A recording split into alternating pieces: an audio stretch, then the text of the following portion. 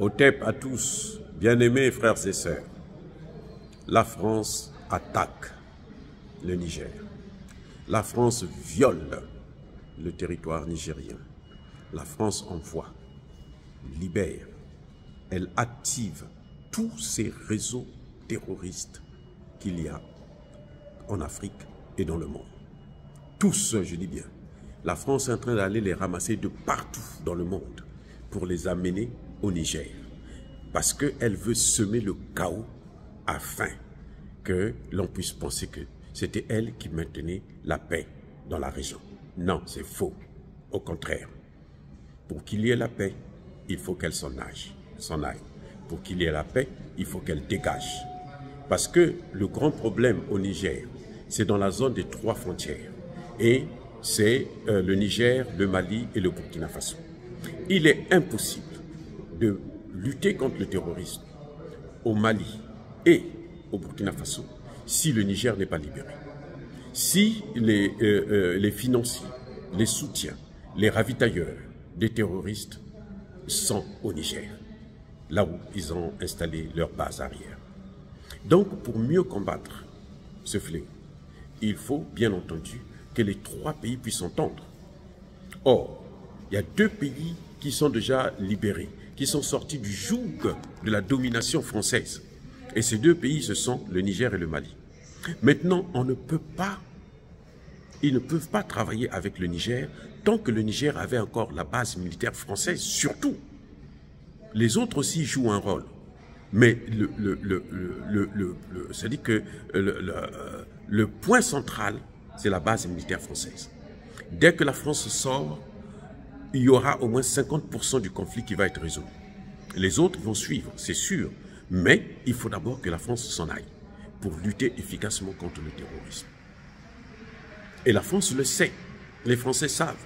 Parce que s'ils ne sont plus au Niger, ils n'auront plus la possibilité de ravitailler les terroristes plutôt. Ils n'auront plus cette possibilité. Et donc, c'est pour ça qu'elle active. Là, elle est allée prendre un ancien ministre, un rebelle, qu'elle a demandé de prendre la lutte. Il a intenté de s'organiser, mais tout ça, c'est peine perdue. La France sait aussi que si elle a, en attaquant le Niger, elle intente d'attaquer le continent africain. Et même les gens de la CEDEAO, ceux qui sont réunis à la CEDEAO, ils savent aujourd'hui que le problème, c'est la France. Ne vous leurrez pas. Ils sont condamnés à soutenir la France pour des raisons particulières que vous savez très bien. Parce que ce sont tous des larbins, parce que ce sont tous des gens corrompus, parce que ce sont tous des gens qui ont des dossiers qui les tiennent en otage. Mais ils sont conscients au fond d'eux que le combat du Niger est un combat juste, que le peuple est avec les militaires et qu'il est impossible de revenir en arrière. Maintenant, la France, elle peut faire tout ce qu'elle veut, elle est en train de perdre pied en Afrique. Et plus elle va continuer à insister, à rester sur place pour essayer de distraire ou attaquer la population, semer le chaos, ben, elle va finir par perdre tout ce qu'elle a en Afrique. Les Américains ont compris, puisqu'ils ont fait ça comment on appelle ça, en Somalie. En Somalie, les Américains ont tenté d'occuper le pays. Ça n'a pas marché et ils ont laissé le chaos. Mais ils sont partis eux-mêmes. Ils ont fui.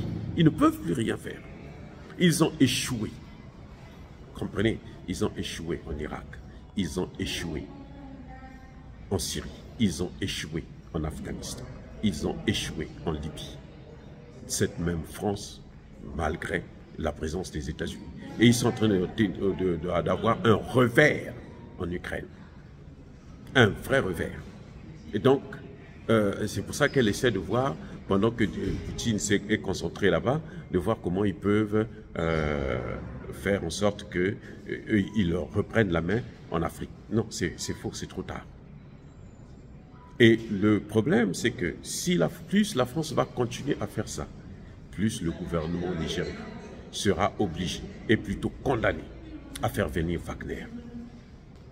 Ah oui, on s'en fout de ce que Wagner va faire, de matières premières qu'elle va prendre. Parce que justement, l'argent Les matières premières, là, la France les a exploitées pendant combien d'années? Pendant 60 ans. Elle a fait quoi avec? Elle n'a jamais aidé le Niger à se développer.